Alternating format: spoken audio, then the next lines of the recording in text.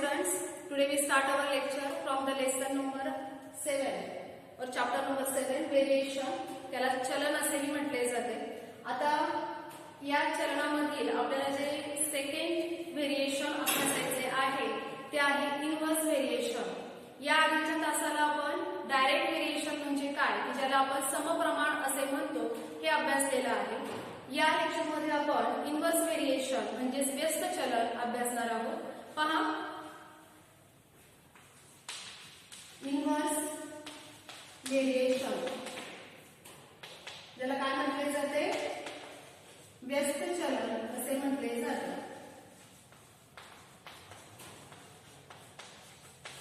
आता व्यस्त चलन कशाला म्हणतात हे आधी लक्षात घ्या. समजा एक उदाहरण आपण पाहूया. एक भिंत बांधायची आहे आणि एक भिंत बांधण्यासाठी 10 कामगारांना 5 दिवस लागतात. किती लागतात? 5 दिवस. 10 वर्कर्स रिक्वायर्ड किती दिवस? 10 डेज.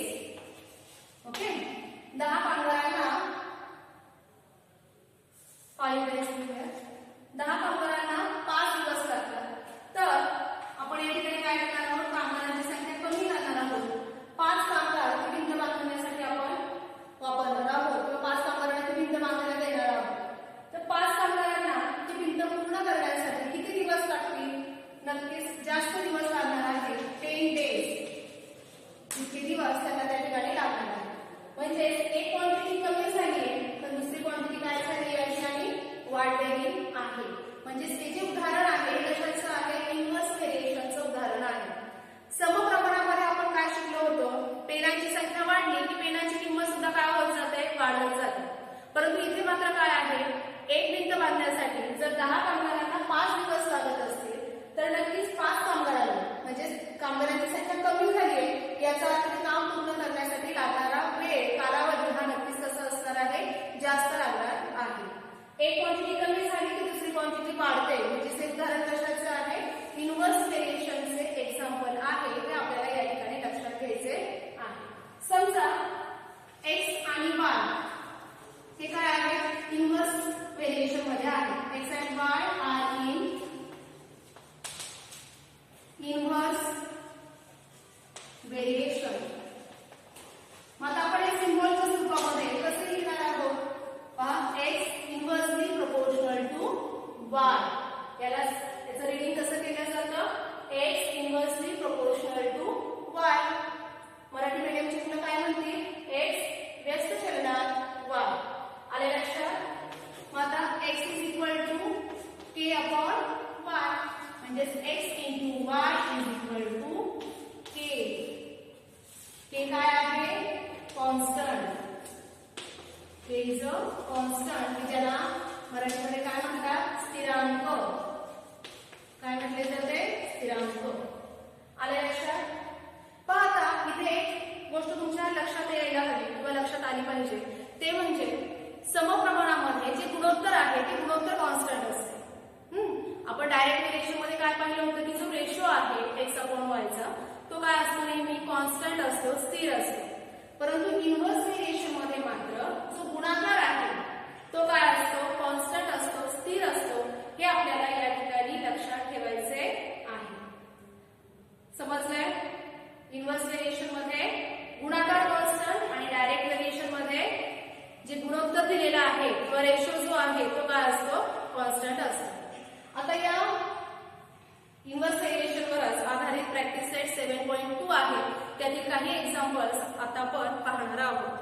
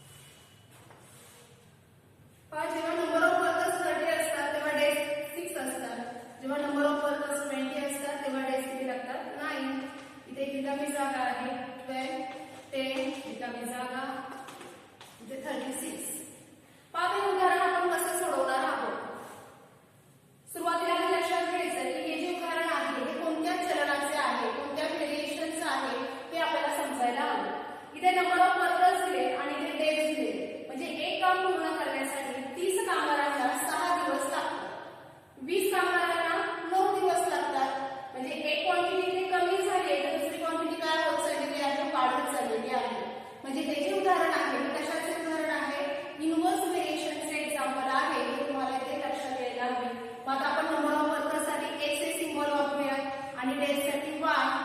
मग इथे तुम्ही काय लिहिणार x inversely proportional to y म्हणजे x is equal to k upon y. x into y is equal to k. k काय आहे कॉन्स्टंट ऑफ व्हेरिएशन म्हणजे तो चलनाचा स्थिरांक आहे. आता या ठिकाणी गुणाकार जो आहे तो गुणाकार काय असणार आहे कॉन्स्टंट असणार आहे.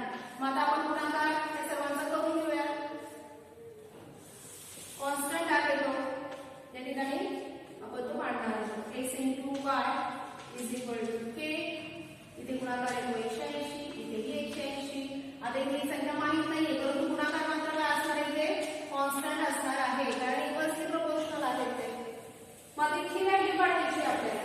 पहिली रिकामी जागा पहा x ची व्हॅल्यू माहित नाहीये. पहिला सोडूया x ची व्हॅल्यू आपल्याला माहित नाही ब्लँक आहे. y ची व्हॅल्यू किती आहे 12 आहे. k ची व्हॅल्यू किती आहे 180 इतकी आहे. मग आता सोडूया x into y is equal to k. x काढायचा आहे y 12 आहे k ची व्हॅल्यू 180 आहे. x इज इक्वल टू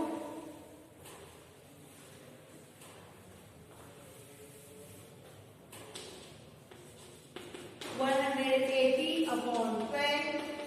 12 एके 12 6 एके 12 पंचे 7. 15 चा भाग जातो म्हणजे पहिली रिकामी जागा काय आलेली आहे आपली 15 इतकी आलेली आहे. दुसरी पाहूयात आता. दुसऱ्यामध्ये काय सांगितलंय नंबर ऑफ वर्कर्स. x ची व्हॅल्यू तुम्हाला किती दिली आहे 10 दिली आहे. y ची व्हॅल्यू माहित नाही आणि k ची व्हॅल्यू किती आहे 180 इतकी आहे. आता सोडवायचं x इंटू y बरोबर k आहे म्हणजे x इंटू y बरोबर 180. x ची व्हॅल्यू किती आहे 10 आहे.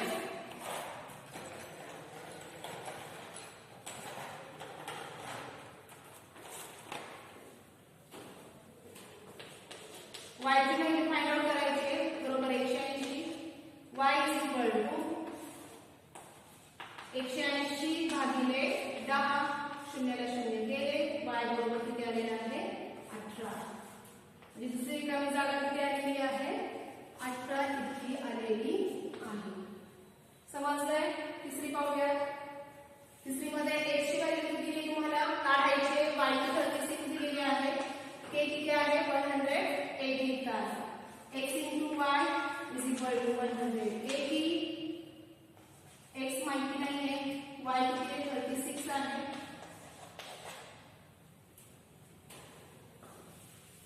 x is equal to 180 upon 36.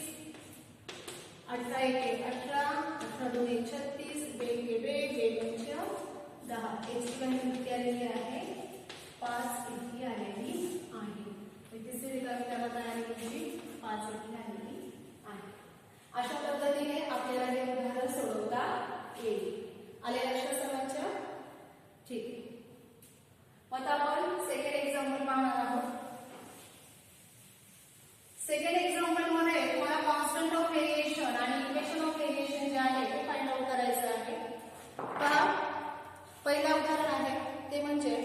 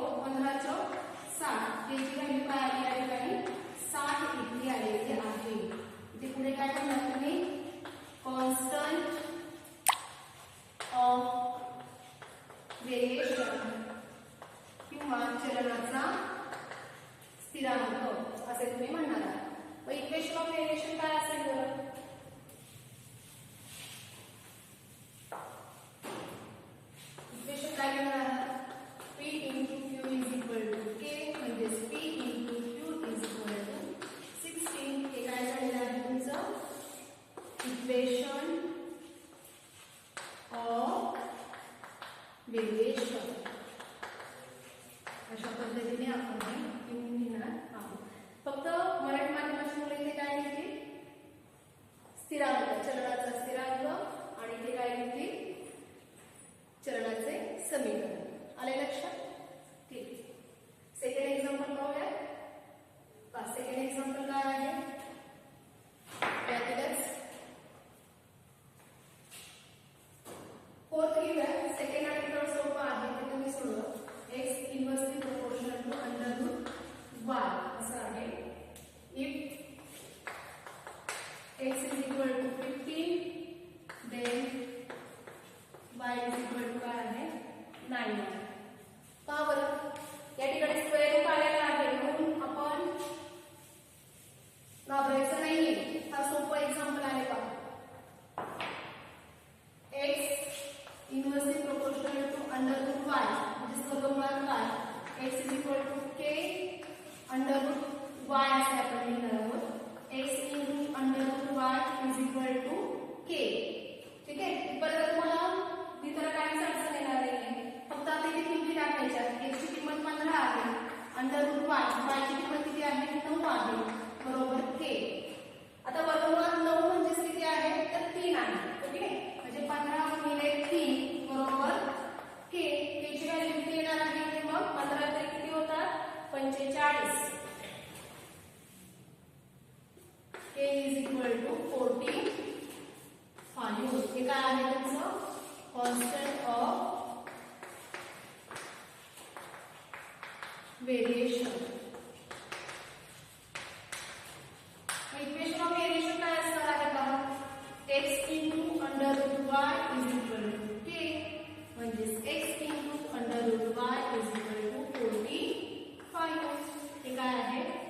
Equation of variation म्हणजे चलनाचे समीकरण. आले लक्षात? ठीक. आता पुढील एक्झाम्पल आपण पाहणार आहोत. तिसरं एक्झाम्पल. हे दुसऱ्यातील 2 एक्झाम्पल्स आपण या ठिकाणी सोडवून दाखवलेले आहेत. तुम्ही स्वतः सोडवणार आहात. तिसरं एक्झाम्पल काय आहे पहा. The boxes are to be filled with apples. If 24 apples are put in a box, then 27 boxes are needed. If 36 apples are filled in a box, how many boxes will be needed? म्हणजे सफरचंदांच्या राशीतील सर्व सफरचंद आपल्याला पेट्यांमध्ये भरायची आहेत. प्रत्येक पेटीत 24 सफरचंद जर ठेवली तर ती भरण्यासाठी 27 पेट्या लागतात. म्हणजे जर 24 सफरचंद आपण एका पेटीत ठेवले तर आपल्याला अशा एकूण किती पेट्या लागतात? 27 पेट्या लागतात. जर प्रत्येक पेटीमध्ये आपण आता 24 च्या ऐवजी 36 सफरचंद ठेवण्याचा विचार केला किंवा 36 सफरचंद ठेवली तर किती पेट्या लागतील असा हा प्रश्न आहे. आता यावरून तुमच्या लक्षात आलं असेल 24 सफरचंद जेव्हा आपण एका पेटीत ठेवतो तेव्हा पेट्यांची संख्या 27 इतकी लागते. आता 24 ऐवजी 36 सफरचंद ठेवायचे म्हणजे नक्कीच काय होणार आहे? पेट्यांची संख्या कमी होणार आहे. म्हणजे हे जे उदाहरण आहे हे कशाचं उदाहरण आहे? डायरेक्ट व्हेरिएशन म्हणजे समप्रमाणाचे आहे की इन्व्हर्स व्हेरिएशन व्यस्त चलनाचे आहे? तर नक्कीच हे उदाहरण व्यस्त चलनाचे आहे. कारण एक क्वांटिटी वाढली की दुसरी काय झालेली आहे? या ठिकाणी कमी झालेली आहे. म्हणजेच आपण या ठिकाणी काय लिहिणार? This is the example of inverse variation. हा सोल्युशन लिहून घेतो आपण या ठिकाणी. This is the example of inverse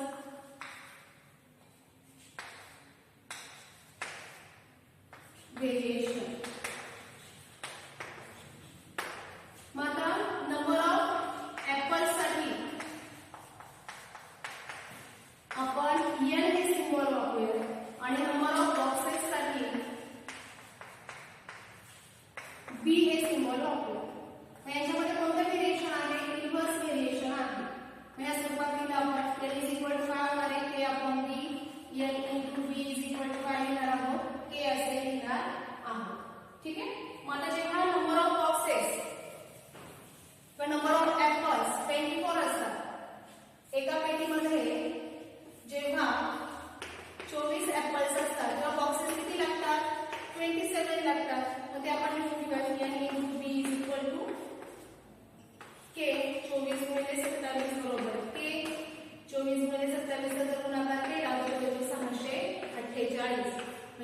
value किती आलेली आहे 648. याला आपण काय म्हणणार आहोत कॉन्स्टंट ऑफ व्हेरिएशन म्हणजे चलनाचा स्थिरांक असे म्हणणार आहोत. मग तुम्हाला पुढे काय विचारलंय जर नंबर ऑफ ऍपल्स 36 केले तर नंबर ऑफ बॉक्सेस किती लागणार आहे.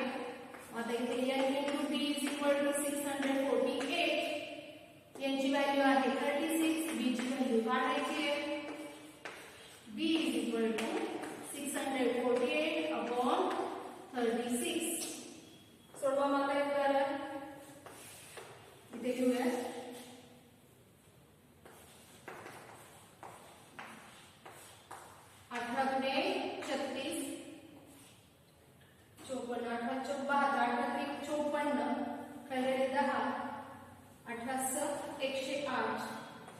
बेदोनचा भाग होतो बे ते बे किंवा बे आणि 16.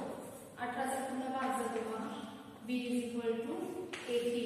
म्हणजे प्रत्येक पेटी जर आपण 36 सफरचंद ठेवले तर आपल्याला एकूण पेट्या ज्या आहेत ते किती लागणार आहेत 18 इतक्या लागणार आहेत.